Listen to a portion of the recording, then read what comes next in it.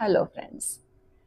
पिछले वीडियो में हमने देखा था कि हमें ORS ओरिजिनल रीजनल सीजनल को क्यों फॉलो करना चाहिए। तो हमने बात की थी वात पित्त और कफ के इम्बैलेंस होने की। तो वात पित्त और कफ आयुर्वेद की लैंग्वेज में अगर बोले तो त्रिदोष बोले जाते हैं। ये हर किसी की बॉडी में होते हैं, लेकिन ये एक बैलेंस्ड स्टेट में होते हैं। इनका एक पर्टिकुलर रेशियो होता है। लेकिन अगर हमने नेचर को छेड़ा, उसके साथ हमने की मजाक मस्ती, यानी जिस सीजन का फूड है वो हमने उस सीजन में नहीं खाया। हम तो फ्रोजन फूड खा रहे हैं, हम तो कोल्ड स्टोरेज से लाए हुए फ्रूट्स भी खाएंगे, हम आम हर सीजन में खाएंगे, हर जगह खाएंगे। तो वो फिर उसका इम्बैलेंस होता है।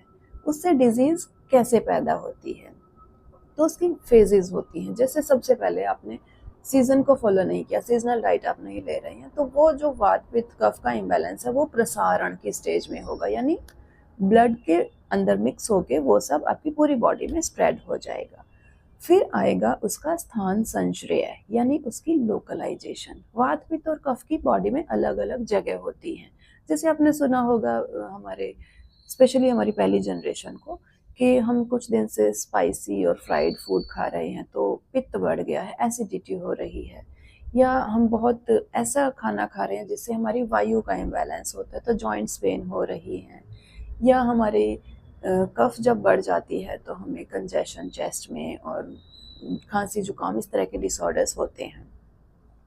तो इनके आगे स्टेजेस क्या हैं? जैसे हमने बोला, सबसे पहले प्रसारण होगा, पूरी बॉडी में इनका इम्बैलेंस होगा।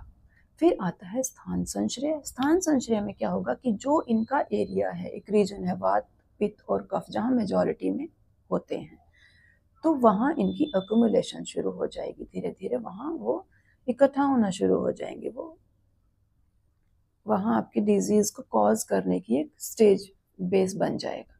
उसके बाद आता है इनकी लोकलाइजेशन, यानी जिसको हम बोल सकते हैं व्यक्त होना। लोकलाइजेशन हो गई तो उसके साइंस एंड सिम्टम्स हमें दिखने शुरू हो जाएंगे, वो है व्यक्त। यानी जैसे आपने जिस चीज से आपका डाइजेस्टिव डिसऑर्डर हुआ था वहाँ वो पेट दर्द, एसिडिटी, गैस कुछ ना कुछ किसी न किसी फॉर्म में आता है। चेस्ट में है तो आपको साइंस एंड सिम्टम्स दिखेंगे, हेड में है तो आपको हेडेक या चक्कर आना कुछ ना कुछ शुरू हो जाएंगे दिखने। उसके बाद आती है इसका भेद, यानी डिजीज की कॉम्प्लिकेशन। डिजीज की कॉम्प्लिकेशन मतलब किसी को एसिडिटी हुई है, उसके बाद वो अल्सर्स होने शुरू हो सकते हैं, या डायरिया हो रहा है, या वॉमिट्स हो रही है, मतलब एक पर्टिकुलर डिजीज की फॉर्म में वो सामने आएगा। हार्ट बर्न हो रहा है, किसी को हेडेक है, हेडेक में भी अलग अलग रीजंस होंगे तो अलग अलग तरह का हेडेक होगा। किसी को नॉर्मल हेडेक है जनरलाइज्ड, किसी को माइग्रेन है, तो वो एक स्पेसिफिक स्पेशलाइज्ड डॉक्टर के पास जाएंगे तो वो वही उसका इलाज। जैसे हम करते हैं, हम बोलते हैं कि अगर पेट की बीमारी है तो हम गैस्ट्रो के पास जाएंगे, हार्ट की है तो कार्डियो के पास जाएंगे, जॉइंट्स की हैं तो ऑर्थोपेडिशियन के पास जाएंगे। जैसे स्पेशलाइज्ड आजकल डॉक्टर्स हैं, वैसे ही डिजीज में भी भेद, उसकी एक स्पेसिफिक फॉर्म दिखनी शुरू हो जाएगी।